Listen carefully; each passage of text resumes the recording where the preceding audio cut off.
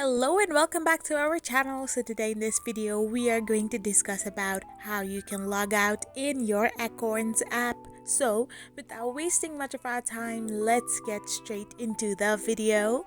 So first of all you need to do is simply tap open your Acorns app.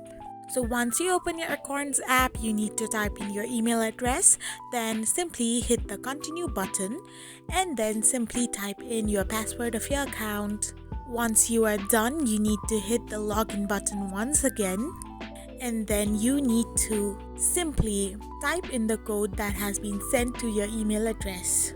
So once you have typed in the code that you have received, you can simply tap on the confirm button again and you will get logged into your account after verification. So once you are into your account, all you need to do is simply go and tap on the profile icon on the left hand side of the corner, and from there simply tap on the settings option.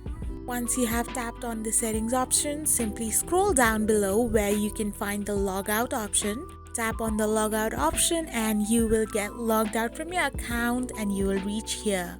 I hope you found this video helpful, so don't forget to hit that subscribe button and do give us a thumbs up. We will be back again with these informative videos. Thank you for watching.